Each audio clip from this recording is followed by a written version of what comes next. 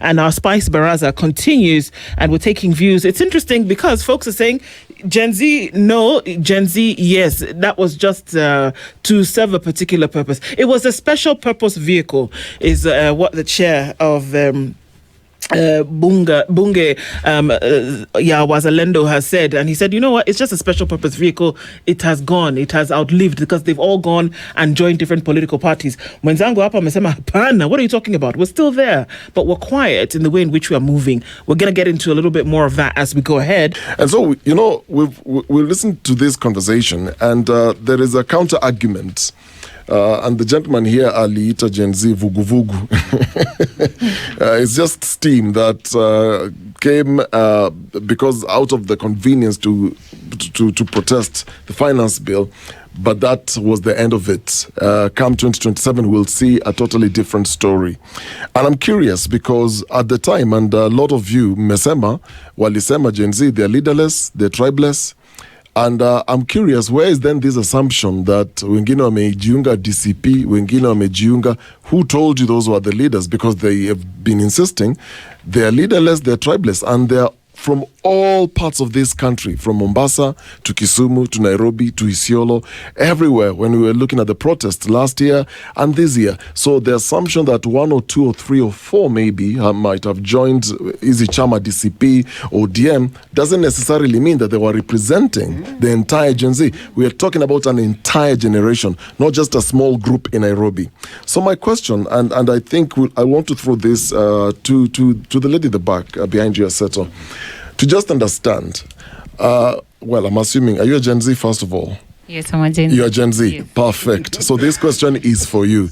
You've listened to the millennials, to the other people talking about you and your generation. Are they right in their assumptions, or are they what's the word I'm looking for? Are they underestimating that the few who have joined the parties, there's a majority that is quiet, but they're doing things under the radar. Nice. But come 2027, that's when we'll see the real face and the power and the force of the Gen Z.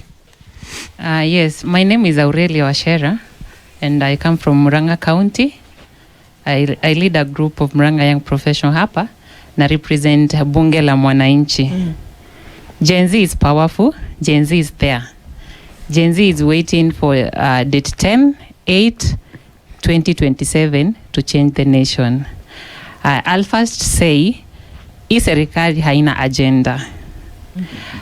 I've existed in 3 governments, ya Kibaki, ya Uhuru, na sasa ya Ruto. Ya Kibaki ilikuwa na agenda, na siku vote, sikuwa na kura.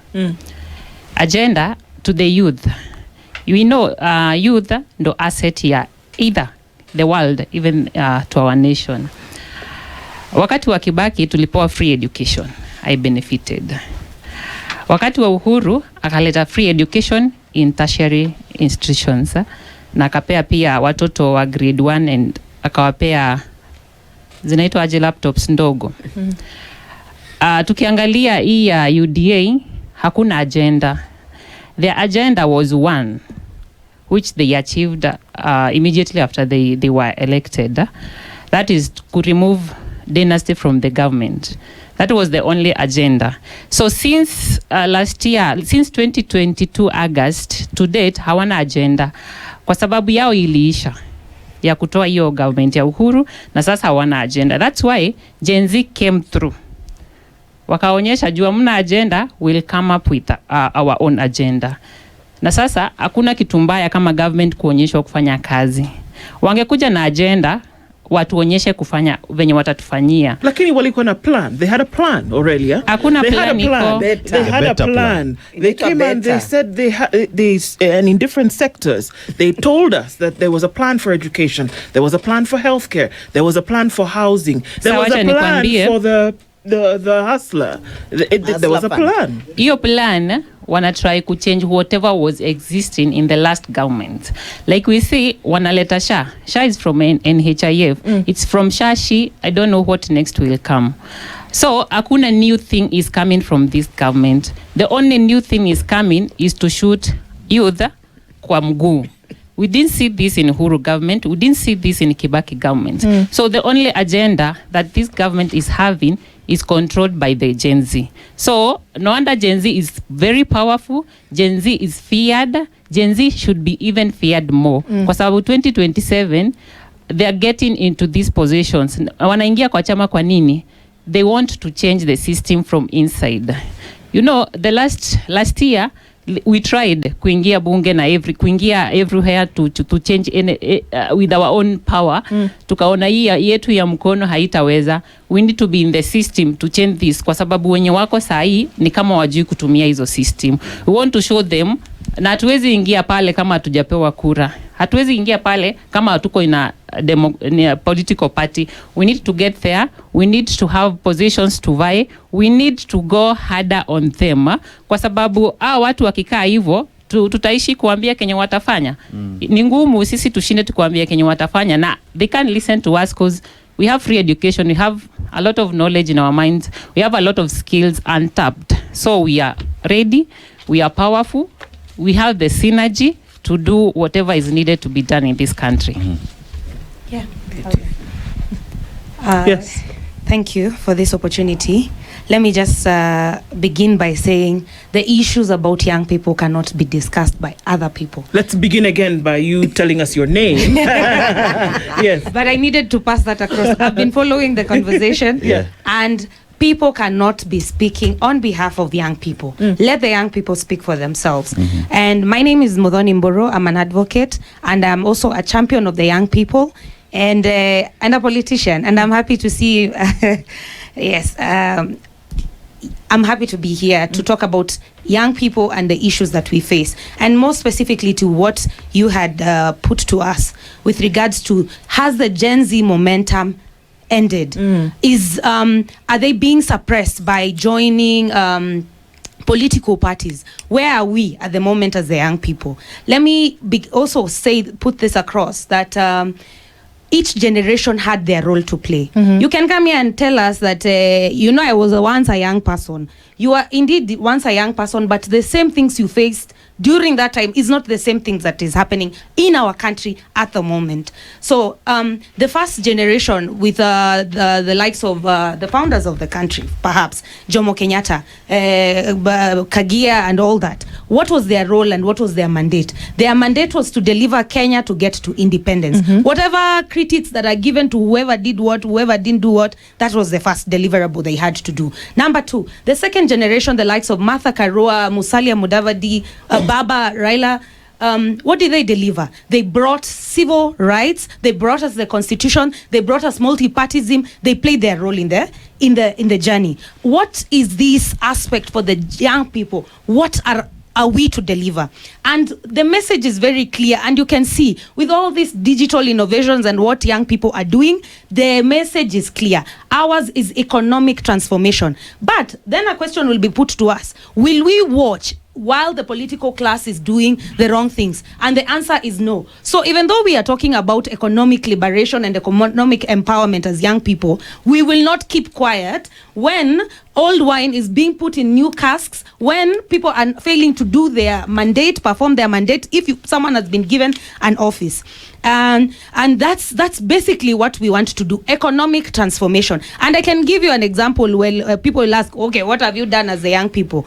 There's this is a give or take. Is it a good thing or a bad thing? Remember when we had these fights between Tanzania and Kenya, and Kenyans on the digital platform, especially young people, with social media and all this influence, what did we see them doing? People were stealing from the bank ya Tanzania, wanatumia orphans in some places. That is the young people. That's the potential young people. If it was in the United States, those guys would be the ones who would be placed in FBI or all these other agencies. Most recently, without mentioning the names, there's a young person who's been taken to court because he stole, I think, is it 6 million or how much was it? He stole some money from a bank. It's it's a give or take. Is it a bad thing? Is it a good thing? But that money was also still sent to the needy. I mean, we are not saying stealing is a good thing, but these are potentials that you can see in young people that we are showing in digital platforms, in all these platforms, in governance, calling for accountability, which is something that will continue. This was not something that was being seen during Martha Karua's era. And why is this? Because perhaps things have changed and people need to admit that indeed things have changed. People are aware, people are woke, young people are aware of what is happening. Every other time people are aware. So will this change? It then leads to the question, will this change the dynamics of the 2027 election? Oh yes, it will. It will indeed change. Let me also put this across that 18 to the age, people between the age of 18 to 35, the age bracket, we have 15 million voters in between the age bracket of 18 to 35. 35 and above, only 13. And this one I'm putting across to any young person who's watching this. What does this mean? 35 and above are the only ones when you're Konakura, 13 million only. With us having the majority, bearing in mind that the youth make up 75% of the Kenyan population. So that should send a message. Any political party would be wise to not only put us, we've seen this issue with young people being put for photo ops. You'll see these politicians taking Modhoni Mboro, sasa sahi hata labda watanipigia kuja tukweke kwa picha tu. We do not want to only be seen, we want to actually do something. Bearing in mind that we will be the majority voting, that is something. But the gentleman next to you and Edward behind him clearly stated and said, the problem is, it's all talk, like you're saying, it's economic transformation.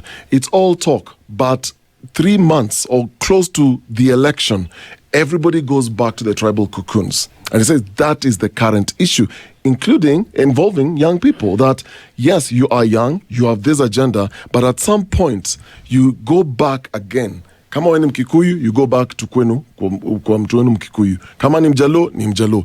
Is tribe a factor in this conversation?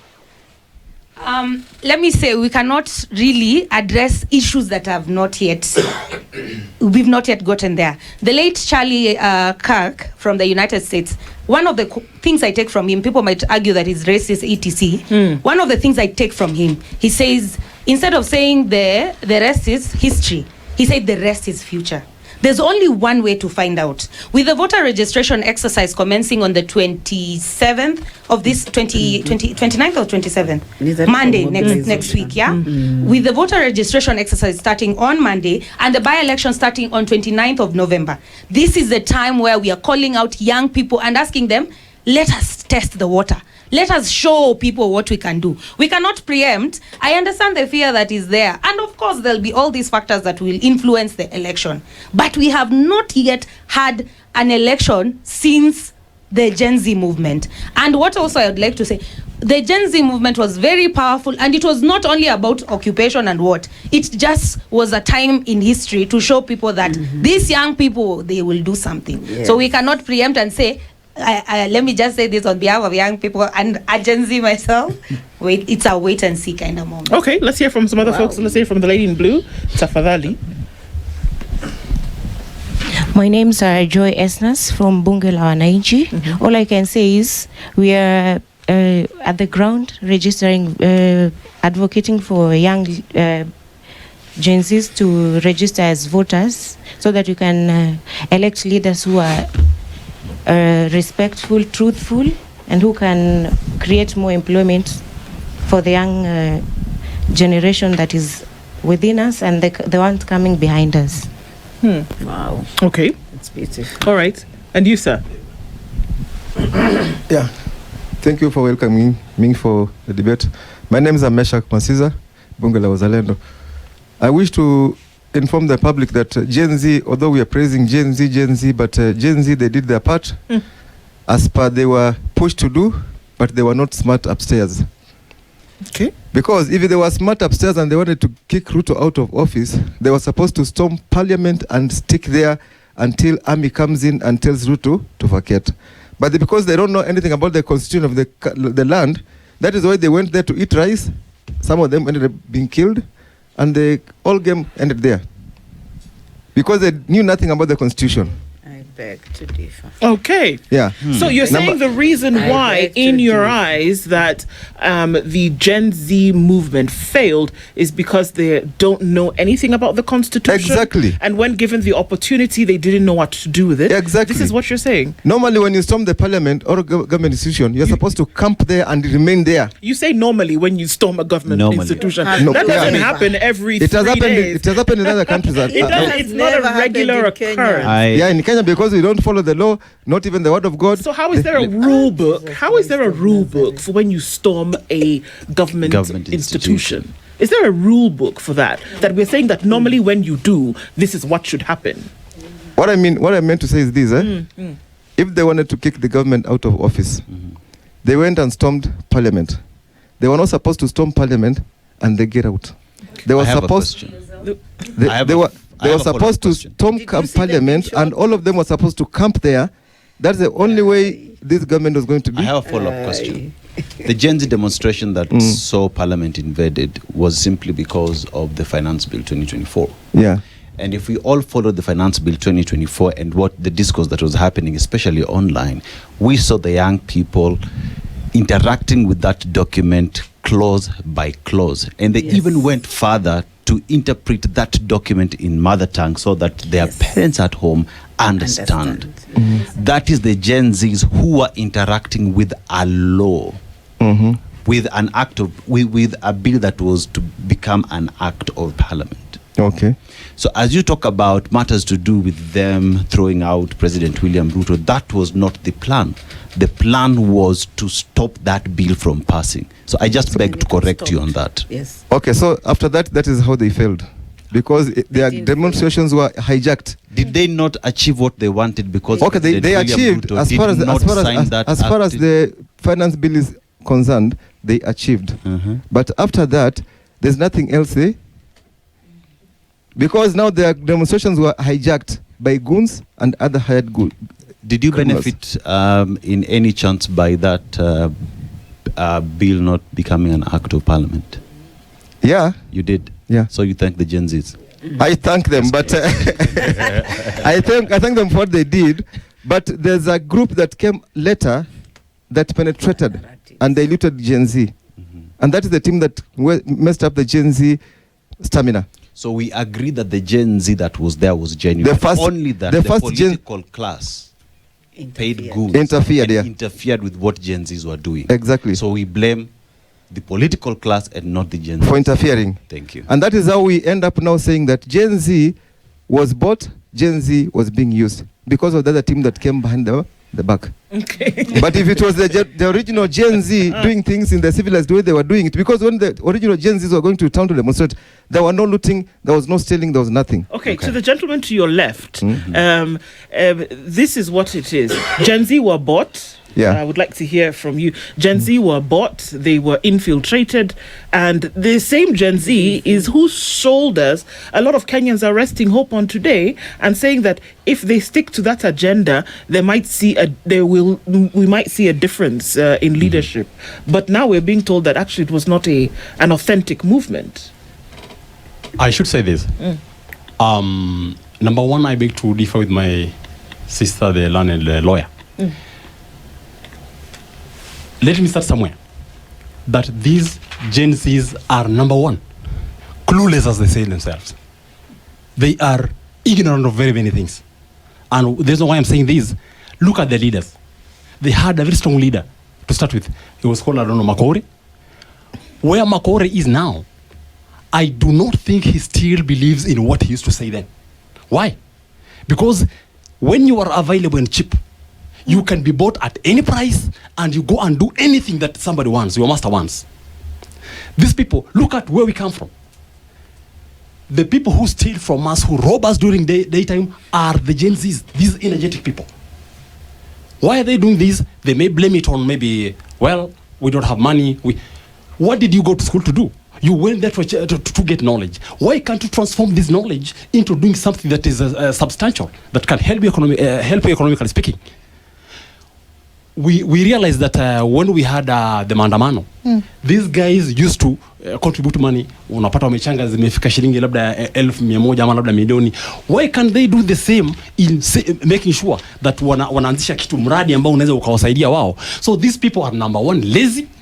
Number two, they are clueless. They don't understand very many things. That's the reason why mimi kama mwanasiasa nikifika pale najua pale pana vijana wangapi. Mipini ambayo ilipeanwa pale kwenda kupiga watu city center ilipeanwa kina nani? Si mzee kama mimi. Walipatia majenzi kwa sababu wanajua mtu ambaye ana akili timangu kama mimi, mtu razini kama mimi mfano. Huwezi ukaniletea bwana rungu ukaniambia nataka kumpige mwenzako. Nina akili za kufikiria. Lakini kijana ambaye unajua huyu kwanza kwa clueless amesoma alafu kwanza yuko desperate. Desperation yake inatokana na kwamba si kwamba hana hela, akili zake ni finyu. So hawa watu lazima wakalishwe, wafundishwe, na wanawafundisha ni sisi. Tatizo wao hawatusikilizaje na sisi. Wanajifanya wanajua sana. Unapata mtu ana simu ya shilingi 1,100. Alafu anakuambia bwana sina job mazee, mimi niko tu hivi niko. Wewe uweze kuuza hii simu yako ukafanya biashara ya gengeni ya kuuza tomato wewe. So these boys, sisemi kwa ubaya, hao ndio wanatafuna mirungi kwanza pale nani pale kwenye mabezi ile wanaita mabezi, wanakiti pale midomo imekuwa kijani kibichi. Kwa sababu gani? Kwa sababu wanataka vitu vije kwa urahisi. Hao ndio tunafanya betting sana. Hizo pesa za kufanya betting unatoa wapi? So I want to disagree with my learned sister kwamba hawa vijana sijui trust me, kwanza walitumiwa, and we know walitumiwa. Hawakuwa na hiyo pressure wao wenyewe. They could not have a rapprochement among themselves kwamba let's go and do this. They walisukumwa na watu fulani. Eventually tumeona kwamba someone like Makoure amechukuliwa na wale watu ambao walimtuma. Nao rudi wakampa cheo, amepotelea.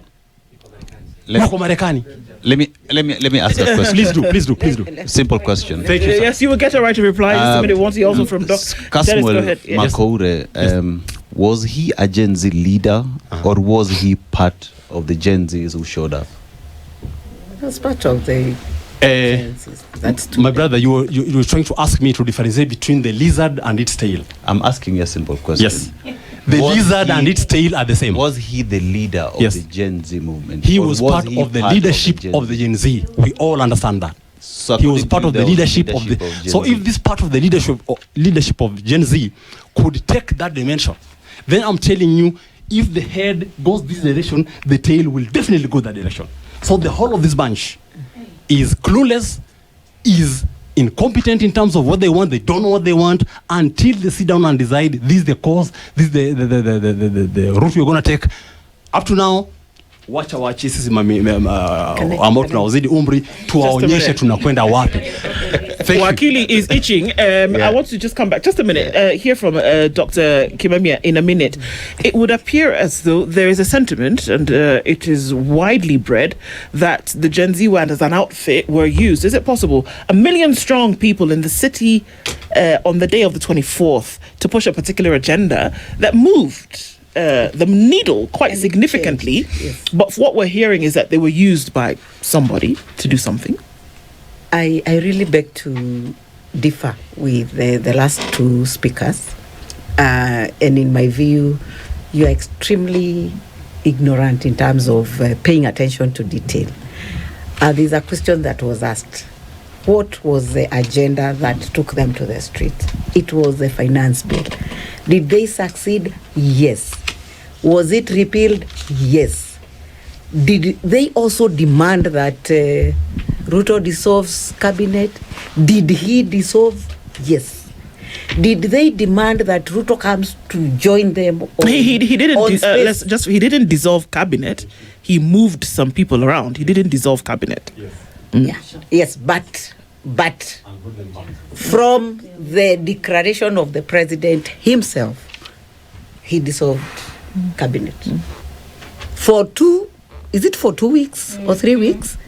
We didn't have cabinet. That was profound in terms of impact of the young people.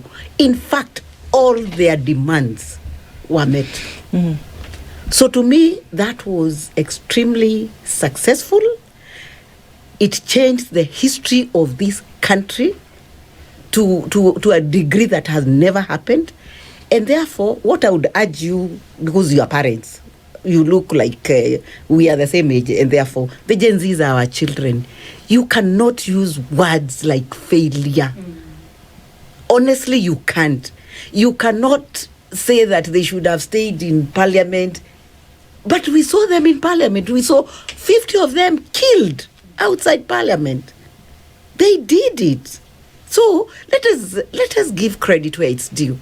Fast forward, look at how they celebrated Saba Saba Day, that concert that was at Uhuru Park, where there were no policemen and there were no goons. There were more than 20,000. Remember, they started by paying tribute to their fallen heroes. Mulionda walitengeneza some beautiful crosses, and they prayed and they sang, they danced. They were in Nairobi town, 20,000 of them that night. Saba Saba, 7th of July, 2027. Let us look at 2025, 2024. 2 weeks. In fact, a lot of them were being buried within that week. But that day, what I saw personally, because those that are Catholic were allowed to even animate Mass at Holy Family Basilica. There were 8,000 that came for Mass. I was there because I'm very interested in the youth cause. So can we support them? Can we give them credit that is due? About them going quiet, I don't think they are. Let me give you two scenarios. The other day I was invited as a chief guest in an awards for young people in business. You know, across all types of business, and polls were done across the country. What I saw in terms of the economic and social and digital transformation shocked me. Those that are in farming are doing profitable business.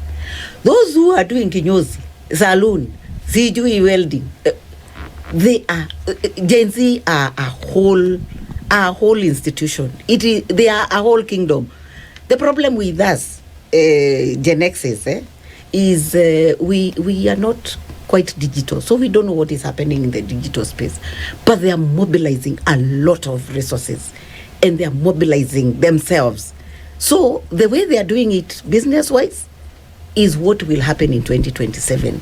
Last week, I lost a very close nephew from Strathmore. Not last week, but let's say 3 weeks ago. What I saw in terms of mobilization by the young people through the social media, they mobilized videos, and also mobilized money. Within 9 days, they had raised over 2 million for their colleague. These young people are not a joke. So can we come out of those bunge spaces and look at them where they are engaging? The few people probably who sit on the roadside or I do just require us to encourage them to look at the resources that are in their hands. Gen Z who is a graduate and looking for employment. If you look at statistics, the ratio between jobs that are available in government and jobs that are available in private sector is 1 million to 17 million. What does that tell you? That we all need to be doing to be a shara. We need to engage in the private sector more. The civil society, because I think the bunges, that is where you are. You need to change your conversations. How do we tap into the resources that we have? Because the resources are in our hands. Let's change the conversation. Let us have intergenerational. Let us look at the economic opportunities that are available, so that come 2027, our young people will not go for 200 shillings, 500 shillings. They will be too busy to go for those campaigns. And they are all planning to run. Let us support them. Let us support them instead of just destroying the little they are trying to do. Let us have positive words. We have just been told those that are between 18 and 35 are 18 million, you say? Yes, 15 million. 15 million. So above CC, what were 13 million, Can we give them half the votes? Let us vote in young people. Yeah. Wakili, you wanted right of reply. Let her just reply real quick. Then, yeah. Yes. I feel very, how can I say this? It's really sad when it becomes an us versus them conversation, and especially when people are calling for accountability, better leadership. Isn't this what our parents want? Isn't this what we want as a nation all together? And also to respond, there's that issue of young people buying expensive phones and not farming. You really need to know that the world is changing. With Kenya ranking at, I think, number 2 in the world, young people are doing assignments for students in the United States, in Russia, in across the globe. So when you see a young person with their phone, you might not know what they're doing. Digital content creation, it's one of the paying platforms. People are getting paid from YouTube. People are being paid from TikTok. People are being paid from Facebook and all those things. And with all these digital jobs and engagement, I mean, you cannot overemphasize those change. It's good. I mean, while change, the only inevitable thing is change. It's good to take cognizance of such things. Then, yeah, that is the first reply to that. Yeah. So I think the conversation now, I think we shift it to, there is now the aspect of the Gen Z aspect that is there. But what are we saying as Kenyans? In terms of where our politics are? Are we looking at going to 2027 doing the same things the same way and expect change, or are we in our various bunges having conversations on what questions we'll be asking leaders whenever they come for their campaigns, how we are moving forward to ensure that civic education gets to the people and people understand the need to cast their vote the right way? Because if we fail to plan, we plan to fail, and we can't do the same things the same way and expect any change. Nimerudi tena, kwa majina naitwa Edward Rioba. Lazima tuelezane ukweli. Tusipoelezana ukweli hatuwezi kujua tatizo liko wapi. Imagine unaona hapa hivi kuna jipu, lakini hutaki kulikamua ili jipu. Unataka ili jipu lihamie hapa. Shida inayotusumbua Kenya saa hizi. Unajua Gen Z hawaheshimu watu wakubwa. Kwanza tukubaliane. Ukijaribu kumwambia this is the way, anakuambia nyinyi wazee wa msituni. Mimi nikipiga kura saa hizi napiga mara ya 7. Saa hizi nikipiga kura napiga mara ya 7. Kwa hiyo ninajua kitu naongea. Ndani mwangu mimi na Gen Z, kijana wangu mkubwa na miaka 30 na. Lakini ninavyokuambia sasa hivi, ukijaribu kumwambia hivi, anakuambia baba, hiyo mambo yenu mnatuambia ni mambo ya msituni. Sisi tumeenda tofauti. Unajua kuna kitu kinaitwa knowledge. Knowledge na wisdom ni vitu viwili tofauti, havikutani. Huwezi kuniambia una elimu inaweza kusaidia kuongoza. Kuna watu hawajasoma lakini wana wisdom kuliko watu waliosoma. Saa hizi tunavyoongea. Na ukisoma sio kwamba ni tiketi ya wewe kuwa na maisha mazuri mbeleni. Kuna watu walikuwa madarasa 8, wewe sasa hivi ndio umehangaika umefika hapa, lakini ukimwangalia na gari 30 zimepanga. Na alifika darasa 8 peke yake. Kuna tofauti ya elimu na hekima. Watoto wetu wamekosa hekima. Wana mbio hawajui njia. Tukijaribu tuwaambie, wanatuambia nyinyi wazee wa msituni. Sasa tunashindwa tutawasaidia vipi? Dada yangu hapa amesema hivi, tujaribu kuwapatia watoto njia. Ndugu yangu amesema hapa wazee bado wataendelea kutamba. Na hicho kitu amjiona wazee wataendelea kutamba kwa sababu zifuatazo. 2027 tunakwenda kwenye election. Kuna kitu kinaitwa vikao shirikishi, public participation. Ukiwaambia watoto hawa nendeni pale mkajue nini kinatendeka katika eneo bunge lenu, wanakuambia hatuna muda huo. Sijui unanielewa? Sasa tutawafundisha vipi hao watoto waelewe hii njia ndio tunataka amwende, kesho na kesho kutwa mchague viongozi wazuri. Na ndio maana unaona wazee wanaendelea kukaa. Kuna mzee ametolewa idara hii, anapelekwa idara hii. Hawa watoto wetu hawa Gen Z hawa, haki ya Mungu hawajui kupika hata ugali. Hawa watoto wetu hawa hata kujifulia nguo hawawezi. Na shida ni sisi wazazi. Sikiliza, shida ni sisi wazazi.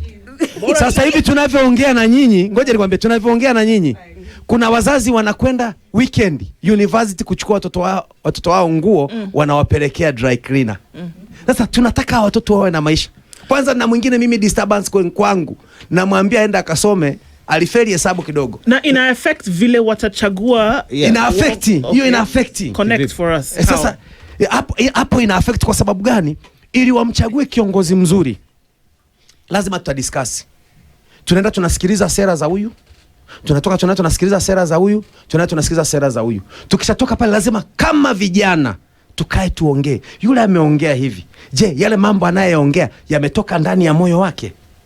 Yanafanana na yeye?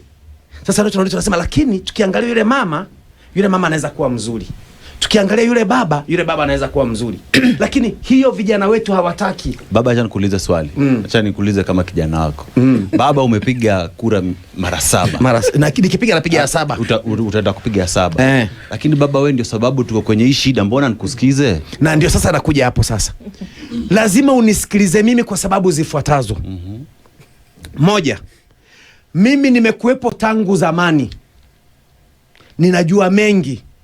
Na hizi siasa tunazifanya sasa hivi, usifikirie ndio zimeanza leo. Siasa iliyofanywa Amerika mwaka 1770 wakati wa George Washington ndio bado inafanywa Kenya. Ni miaka mingapi imepita? Miaka 200 na haijabadilika. Huwezi niambia kuna sera utaenda useme sera zile tutaongelea barabara, tutaongelea afya, tutaongelea elimu. Hakuna nyingine mpya. Shida ni kwamba wakati tunaenda kusema huyu anaweza kuwa mtu right kwa sababu zifuatazo, vijana wanatembea hapana.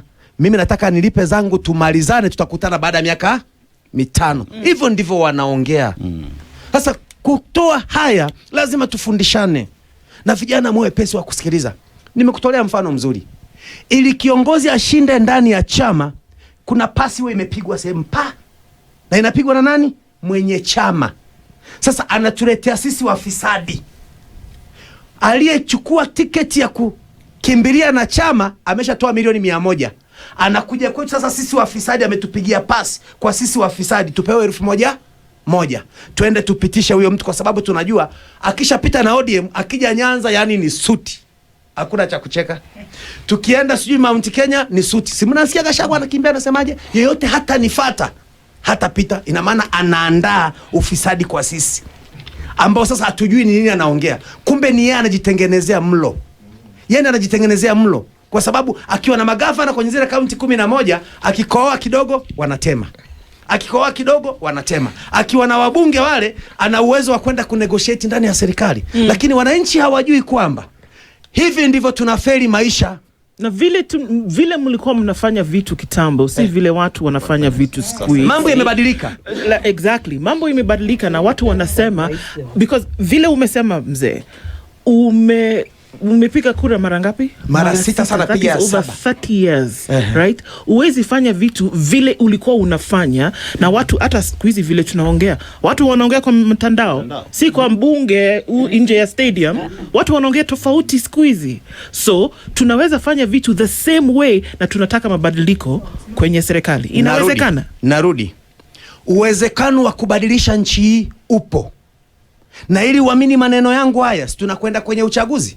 Nataka muone chaguzi ndogo tulizonazo saa hizi. Uone mambo yale yatafanyika ni yale tumezoea kufanya. Kwa sababu chaguzi hizi zimefanyika maeneo ya euphoria. Nafikiri Nairobi tu ndio itakuwa tofauti. Lakini sehemu zingine zote ni euphoria. Utaona chama kile cha mtu huyo maeneo hayo ndio kitapita. Chama kingine hakiwezi. Kumchagua mtu independent unaambia una mfupa, una nguvu, you have muscles. Ya kupita hapo inakuwa ni vigumu. Nairobi ndio kidogo tunaendelea tuna change kidogo. Pamoja na kuwa kuna wale ambao ndio wenye mji huu. Lakini sehemu zingine zote tulizofanya utaona vyama vya mtu huyo ndio vinakuja. Ndio tukubaliane kwamba uchaguzi ule ambao tunakwenda sasa hivi utakuwa the same na hautabadilika. Okay, let's hear from mom here, tafadhali. Ningependa kusema hivi, enyewe kweli siasa zinaenda zikibadilika.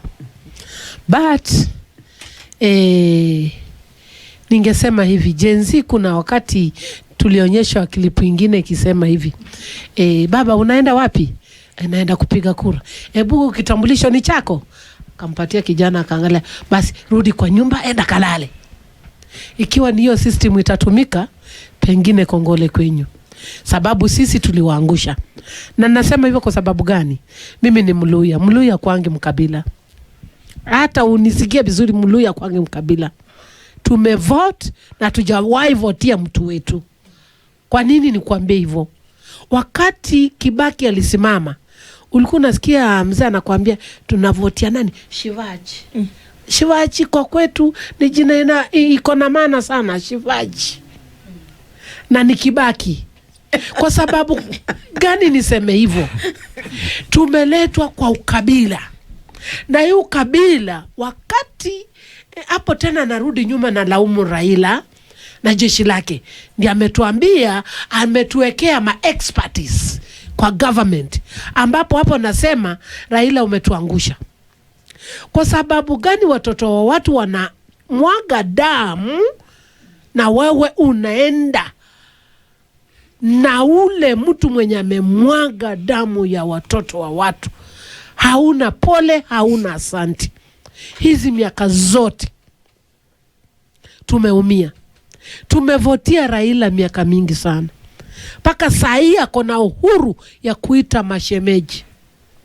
Na ile kipengele yenye ilikuwa ameweka, kama kabila lako lishavai, songa kando, kabila lingine liingie. Alikiwacha msituni. Tunaongozwa na kabila? Hapa tusidanganywe, Kenya kuna makabila zengine. Tuna kabila ngapi? 2. Ambapo hata sisi kwa roho tunaumia. Msifikirie wakati tunamvotia tuna raha, hatuna raha. So kwa nini mlivote hivyo? Yes, tunavote kwa sababu hiyo ndio imekuja. Nani amewalazimisha mvote? Tunalazimisha kwa sababu hiyo ndio wevu iko. So mnafuata euphoria vile mzee amesema. Hata nyinyi ni wevu iko. So swali ni mzee amesema kila mtu anakuja na euphoria, mnafuata hiyo wave. So si Gen Z peke yao kama mnasema ni hivyo. Kama ni euphoria wa Gen Z wako nayo saa hii, then kila mtu anafanya hivyo. Tuna kibaso. Wasikiza aje kama mlifanya hivyo. You've been voting on waves. Tuna kibaso Morara amewekwa pending. Tuna huyo Makori ameenda pending. Saa hii tunaangalia ni nani ako mbele kwa youth. Yes, nyinyi ni leaderless, tribalist, ambapo tunasema ni Kongole. Unaona, inaweza kuturudisha pale Raila alisema mutavoti in another tribes. Unaona? Lakini wakati tunafika mahali, yes, mimi hata sifurahi, nataka Gen Z wachukue. Unasikia? Nataka Gen Z kama yes sisi tulikosa, tuulize Mungu tulikosea wapi. But wakati wanakuja kununuliwa, tuseme huyu amenunulia Wamonyoro, anaimba wimbo wa Wamonyoro. ODM anaimba wimbo wa ODM. Nana, what about mukikuja for an extent hiyo parliament vote saa hii enough is enough? Tushaongozwa na kabila 2, wacheni leo tuongozwe na Mudigo kutoka kule Mombasa, lile kabila ndogo, tuone watatuongozaje. Kwa nini tumekwamia tu pale, alafu tunachukua huyu tunamweka hapa, tunachukua kabila hili tunamweka, tunaimba sasa wimbo moja? Wakati Raila amesema chama yake itakuwa kwa debe the next election. Sasa nimeanza kusikia Sudi akisema Raila shashiba, anajiondokea. Tunashangaa ni kushiba aina gani? Hata sisi wale wadogo tunataka tushibe. Hata Gen Z wanataka washibe. Na niliongea hapa nikisema ni pesa. Ni pesa, kwa sababu unaweza pata mtu anaongea kwa Ruto vibaya kidogo, unasikia amechapwa na manoti, amefanya nini? Amenyamaza. Saa hii mimi kwa community ni CHPs, madaktari hawajalipwa. Nana, bado tunapiga debe pale miaka 10 bila break. 10 bila break. Mimi mwenyewe naongea huyu, nilikuwa nafanya kazi na NGOs. NGOs zilienda. Niko nyumbani sahi. Ruto ajui. Lakini yeye kwa sahi anasema ameimarisha, ameiboresha maisha. Mimi nashangaa. Hata mimi sijui chai nilikunywa kwangu lini. Sijui. Yeye anacheza na pesa pale Ikulu. How? Afadhali hizo pesa za shule za madaktari zingeliwekwa kwa consolidated bank, ili kusudi mwalimu mkuu akijua shule yake inahitaji kitu fulani aiende na kupitia kwa process. Ikiwa ni madaktari, ni pale tunaenda. Hata tujui kama hiyo banki inaweza kufanya kazi vizuri. Kwa sababu gani? Saa hii Nairobi saa hii, mwisho last year term 1 ndio watoto walipata bursaries za Nairobi. Mpaka saa hii hatujui bursaries zilienda wapi. Mpaka saa hii wazazi wanalia, wazazi wanakata ushuru na inaenda. President amenyamaza. Ushuru Nairobi unaokotwa vizuri sana. Kufika saa 7 hizo ni za president, na kila county imewekewa target. Makanga saa hii wamewekewa target. Umesikia saa hii 50 ni 100. Unasikia ni sheria from above. How? Above ni wakina nani? Saa hii vijana wanashikwa kiolela. Na ongea hivyo nikiwa na huzuni. Mtoto wangu alitolewa kwa workshop yake, akawacha machine zake za kukata, za kupenda, za kufanya nini. Ameshikwa ati idleness na ako kwa kazi yake. Kwenda kule ndani, mama unajua mtoto hawezi toka hivyo. Hii ni masharti mpaka 2,200 kwa sababu police station yenye iko juu imewekewa target ya milioni 1. So mami, I have a question to the gentleman next to you. Yeah. Hizi ni issue mama ameelezea. These same issues anazungumzia are the same issues Gen Zs are trying to fight for. Yes. Justice, accountability, economic empowerment, end to exploitation, equity. It has all these are issues that do not know Akikuyu, Aluya, Akamba. So my question then is, if this is the equalizer, its issues, how then do we still end up having a conversation? Kwa sababu mami amesema yeye ni Mluya, na amesema angalau kabila ingine hata kama ni Wadigo wapati. Why do we then still think Mdigo, Mluya, Mkamba, why do we end up thinking like that instead of going into the issues? Thank you very much. I think, first of all, you have to understand the political history of Kenya in terms of leadership and what have they achieved. In fact, Kenya achieved a lot right from Kibaki. The transformation started from Kibaki. But they are seeing, again, we are sinking. That's why there is a new conversation in terms of new leadership. First of all, I congratulate even Gen Z in terms of internet, digital communications, and because these things came within their era and they are good in it. Mobilization, something like that. But what we need to talk about in terms of what type of leadership do you want? Is it a transformative leadership? Because right now Kenya is a capitalist state. It's not a democratical state. We talk of democracy, but we are not a democratical state. Because all things go commercialized. When you see a country privatizing everything, you know that country has lost leadership. Because as a government, you are there to expand the room for the people to get a living. The government does not do business. But if you open privatization, you are opening business. And business people are selfish people because they want to make money and more profit at the expense of your people. By virtue that now Kenya has what we call cheap labor also. And that's why you find that most of Gen Z have gone to internet services whereby they can do some exam to people in other countries and they are forwarding and they get their dollars. That is good. That is also a way of earning income. We don't deny that. But also we know very well that in terms of leadership that we want to change. And then when you remember I talked about vuguvugu.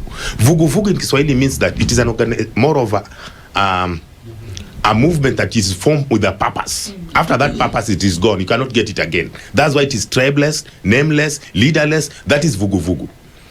Are you getting it? So, if at all we want to give a direction of Gen Z, this is the time they could have tried their stake.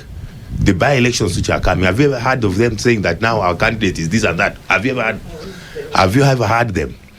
That is a question I'm giving to the floor also. And then secondly, I was in the movement of the change of Section 2A, even though I was in my high school. And I pushed even the demonstration in 96. Now I was there performing and also voting. In 97, my first time. What I saw from that time up to now, the changes that are happening, the kind of demonstration right now is more of a technology movement, is mobilized by technology. But previous ones, it was commonly one-on-one communication. 2, it doesn't matter who baked the cake. What matters is the cake. And the Kenyans want the cake.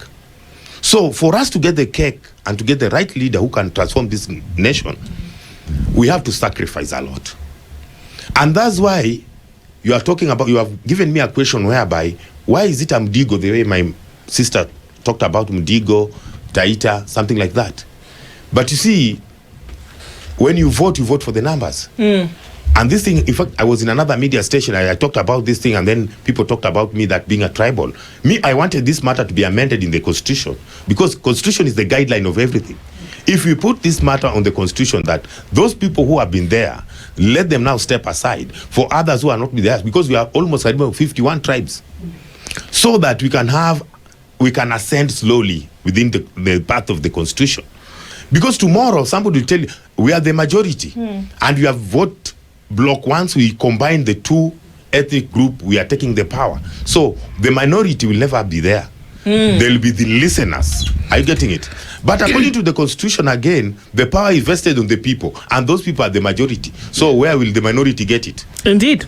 Look, if from anything that we've been able to do in this conversation is to realize that there's still very, very many divergent views, opinions, and that if there's going to be anybody coming together on certain things, there's still quite a lot of conversations to be had.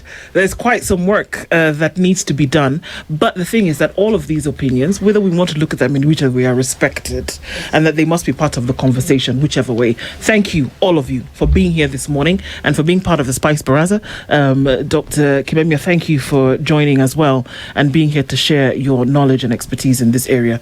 And thank you, our audiences by and large, for being part of this and ending the Situation Room with the Baraza this morning. We look forward to the next one, where we continue to have conversations that matter. It's 10:01. Good morning. This is the Situation Room, the only way to start your day.